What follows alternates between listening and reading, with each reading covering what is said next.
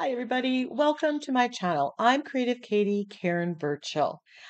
Do you work with prompts? Join me. So today I'm working in a dedicated art journal that I created out of a composition book. I'll link that video.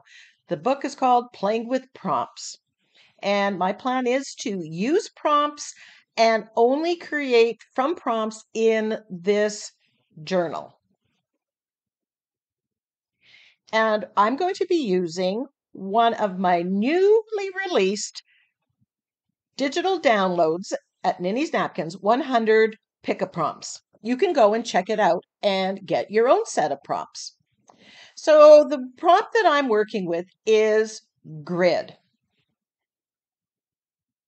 So previous to that, as you can see on the left-hand side, I wrote the prompt and I did a brainstorming session where I thought about what that word means to me, what associations I have with it, and any ideas that popped in my mind and supplies that I have.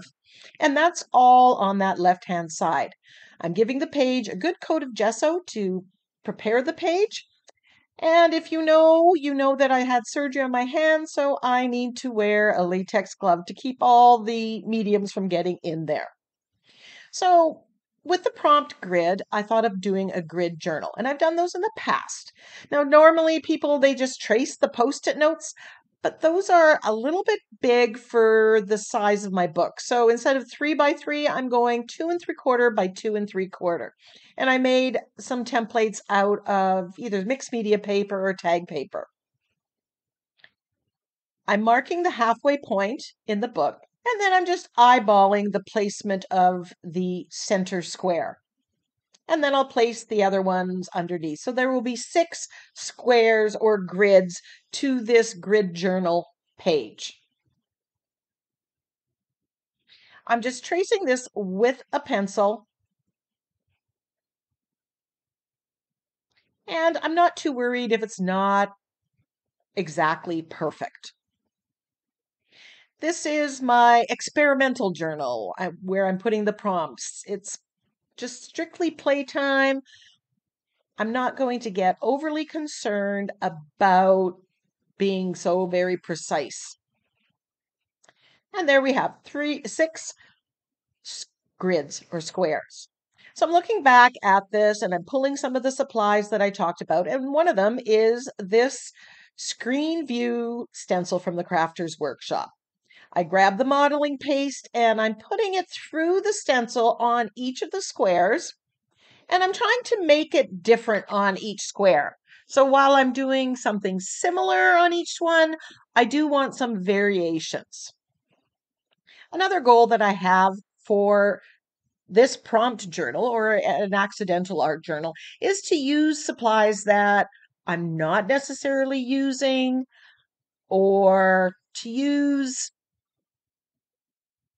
take more risks and more challenges, because after all, it's just a composition book. It's not so super precious. Here you see me, I'm taking the palette knife and I'm scraping off some of the modeling paste where it's gotten where I don't want it. You can do that. You can scrape off the modeling paste as you see fit. Now my modeling paste is kind of at the last dredges of it.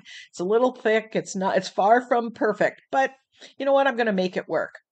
Then I have this stamp and it's got like a bingo stamp, and I thought, okay, that's kind of a grid.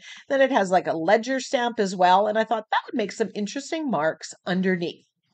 So again, I'm using things that I have in my stash that go with the prompt.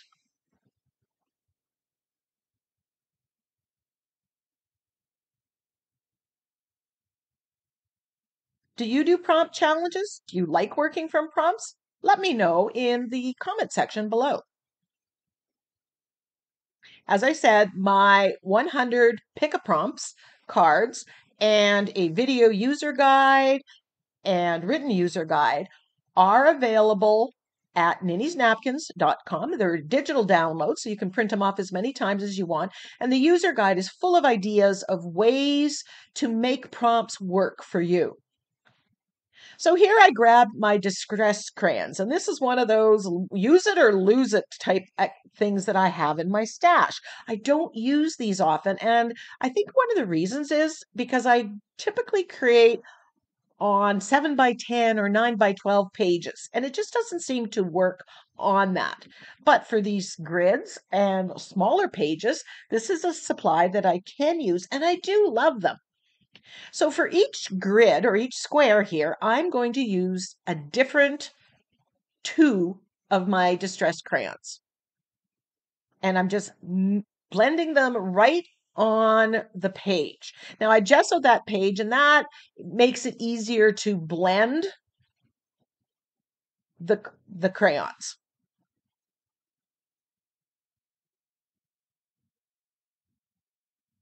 So here I'm wetting my finger, and that's just helping to blend them as well. You'll see sometimes I give up using my finger and I use a paintbrush to activate the pigment and to blend it.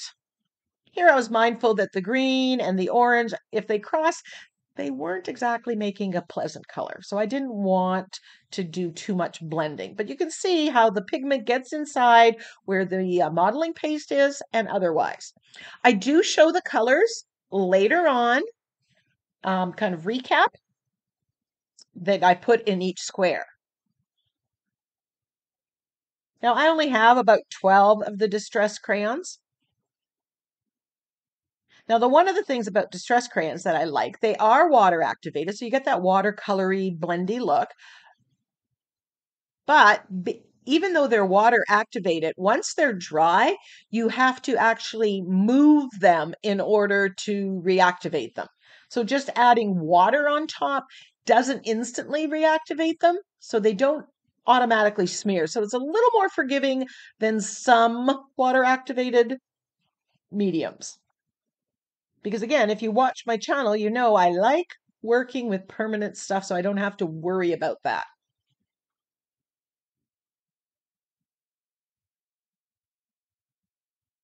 And here I'm doing a little bit more blending because I know that the purple and the blue aren't going to make mud. And I thought, oh, I wonder if the modeling paste gives a resist. I can take a baby wipe and wipe some of that back. So if you get too much pigment or it blends in a way that you don't like, you do have some time to use a baby wipe and lift it up.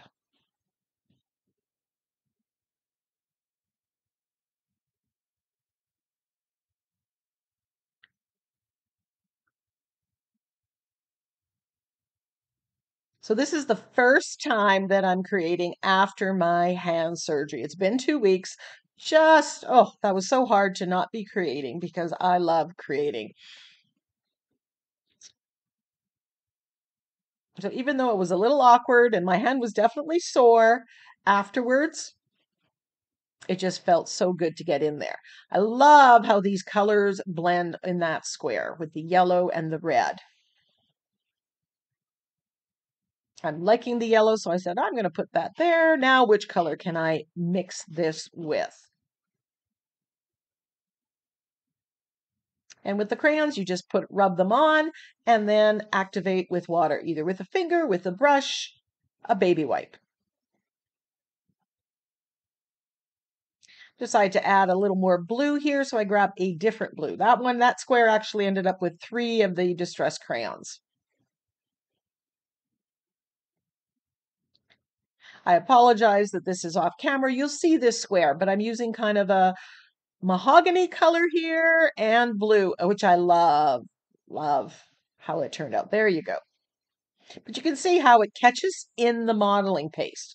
So you're getting that grid in multiple ways.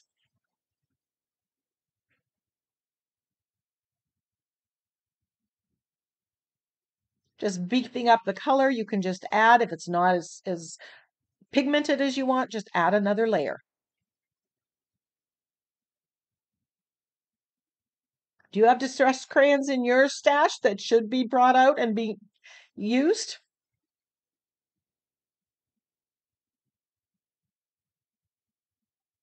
The reason I thought of these is because I just saw videos with his new watercolor pencils, and I thought, oh, those are look so cool. And then I reminded myself, I'm not using these.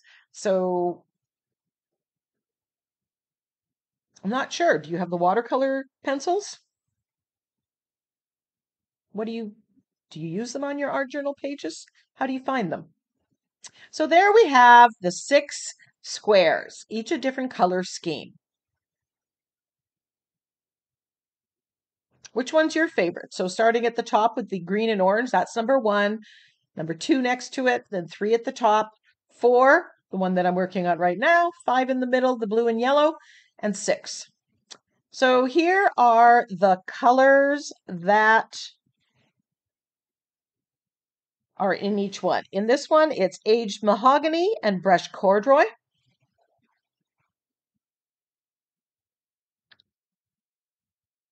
This, I believe, is chipped sapphire and fossilized amber. Love both of those colors.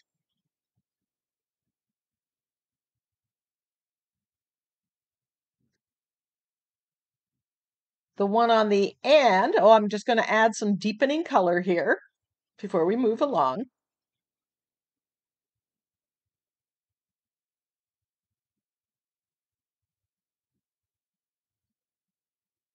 I think I need to start creating on smaller things and then I can use my distress crayons.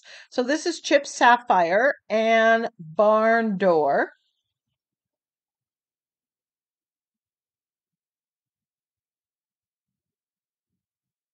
Love how that made that purple in there.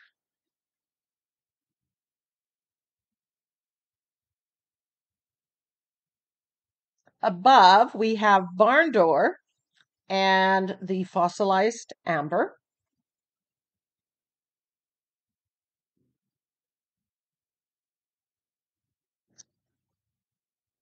The blue and purple is seedless preserves with initially I put Mermaid Lagoon and then I added a little bit of chipped sapphire. I just wanted to darken that blue. And the first one is Lucky Clover and Ripe Persimmon.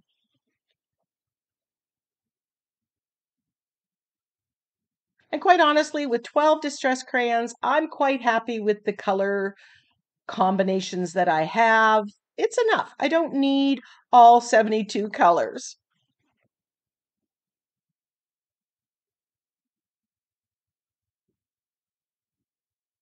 So that was a mistake.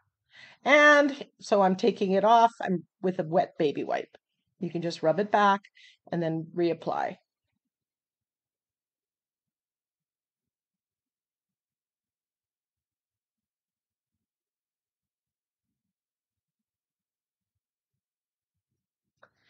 I grab the screen view stencil and this is white gesso on my makeup sponge and I'm just stenciling more grid on top. This is lightening it a little bit. It's also kind of going over top of the edges of where the colors meet and just it's like it finishes it off somehow.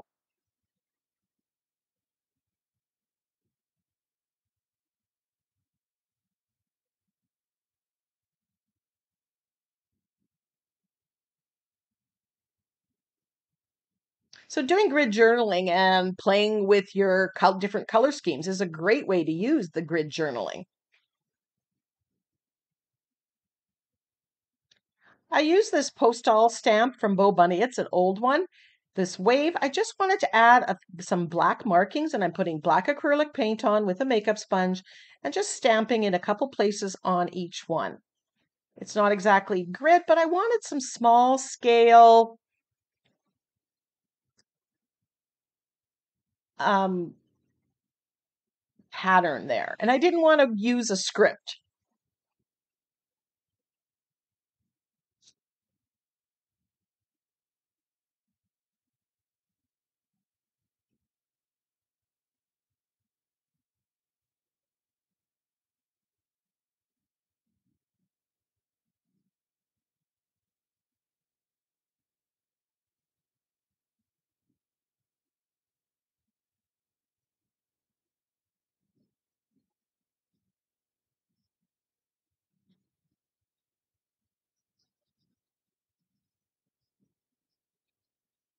Now I grab my fine line applicator bottle, and there's black acrylic paint that has been thinned down to the right consistency, and that's just trial and error.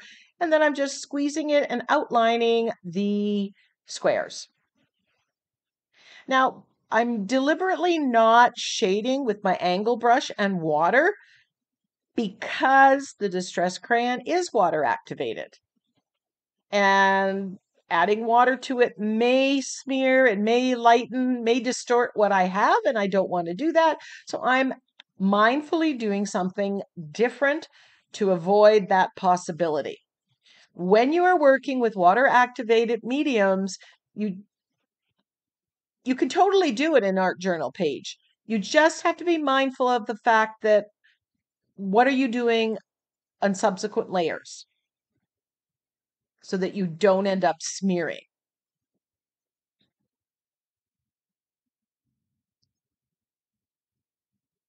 So you might have to do some things a little different. That's all.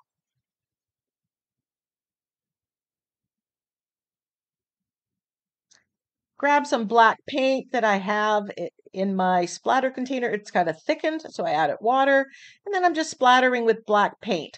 The white border there isn't exactly pristine because some of the Distress Crayon got on it. And so by splattering, I kind of camouflage it. Your eye doesn't really see that anymore. I decided to add some of Tim Holtz's Crazy Dogs. I have these cut out and in my stash. I put all three of them kind of on the different grids. I went to Pinterest, found some quotes about being off the grid, and I'm just playing around with them, cutting them out, and making a final decision about what I want and where I want to put them.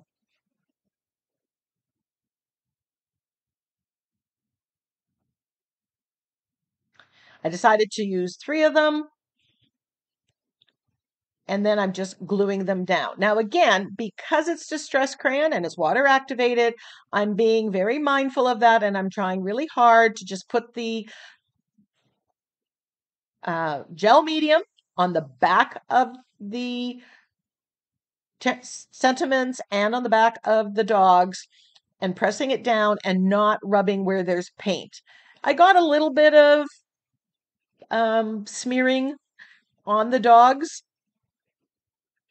but it wasn't bad.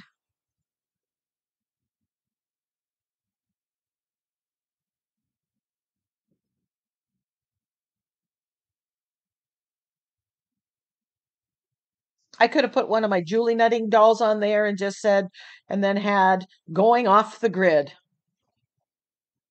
Grab my Posca pan. This one's just about drying up, so I end up grabbing a brand new one out of the pack, and it works much better. Temporarily unavailable, you're off the grid, you're unplugged, and off the grid. Sometimes using multiple focal images and multiple quotes on a page works, especially when you don't have bigger pictures. I colored in the noses with the Posca pan, and now I'm just shading. And part of the reason for shading is that I got some smearing from the Distress Crayons, and it's discolored them. But I'm shading here, but again, I'm not putting the water and the shading on the outside. Normally I shade on the outside of something that I've glued down, and I'm not doing that here deliberately because Distress Crayons are water activated, and I don't want to make a bigger mess. Could have colored the dogs as well, but I opted to not. I wanted the colorful grids to shine through. So I'm going back. If there's another idea here, I can use that same prompt and do another page with it. So what do you think? Go today and make your own grid journal. Don't forget to check out my 100 Pick a Prompt cards at NINNYSNAPKINS.com.